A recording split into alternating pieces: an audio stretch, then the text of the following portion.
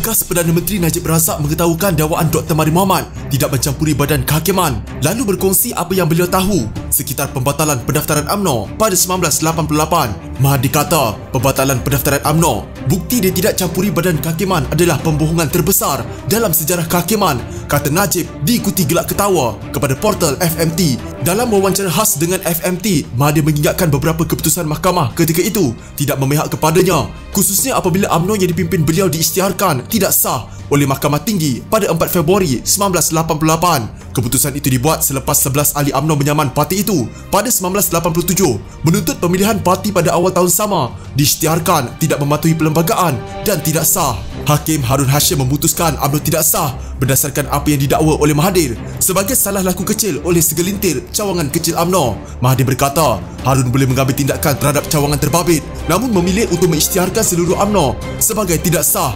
menunjukkan banyak keputusan mahkamah ketika itu tidak memihak kepada saya. Najib menyangkal dakwaan Mahathir. Katanya peristiwa yang membawa kepada krisis kehakiman itu didokumentasi dengan begitu baik dan Mahathir malah tidak dapat menafikannya. Menceritakan apa yang dia tahu, Najib berkata pada April 1987, UMNO mengadakan pemilihan yang menyaksikan pasukan A, Mahathir, dicabar oleh pasukan B, Tengku Razali Hamzah. Sebanyak 1,500 perwakilan mengundi dan Tengku Razali dijangka menang selepas kemelesetan 1985. Tetapi selepas berlaku blackout di bilik kiraan undi, Mahathir pula yang menang dengan 761 undi mengatasi 718 undi yang diperoleh Tengku Razali.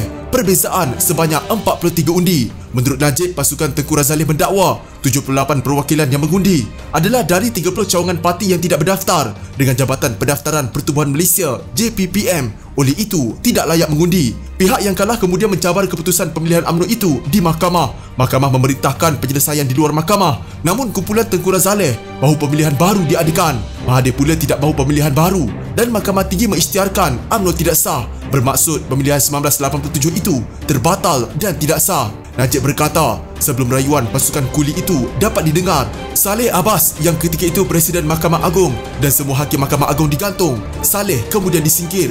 Inilah permulaan kepada kehancuran sistem kehakiman. Mahathir kemudian menubuhkan UMNO baru dan memindahkan semua aset parti lama yang tidak sah itu dan ahli-ahli yang mesra kepada UMNO baru kecuali kuli dan pasukannya. Najib berkata sekiranya dakwaan Mahathir tidak campur tangan itu benar, persoalan timbul sama ada bekas Pegawai Negara Tommy Thomas berkata benar tentang Thomas dan Mahathir terlibat dalam pelantikan kehakiman dan mengabaikan peranan jawatan kuasa pelantikan kehakiman. Apakah itu juga bermaksud Suruhanjaya Siasatan Diraja bagi kes VK Lingam di mana dia menyatakan betul-betul dan mendakwa pelantikan kehakiman boleh diselesaikan dengan Mahathir adalah salah? Najib merujuk kepada kes yang melibatkan seorang bekas peguam Lingam yang terbabit dengan skandal mengatur kehakiman oleh Suruhanjaya Siasatan Diraja pada 2007.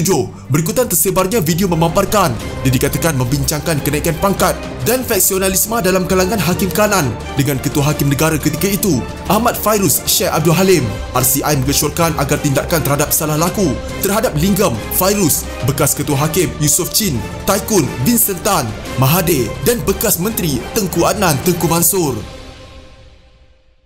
Jika anda mempunyai gejala seperti demam, batuk dan sesak nafas, jangan berlengah untuk terus ke klinik atau hospital bagi menjalani ujian saringan. Bersama kita tangani wabak COVID-19.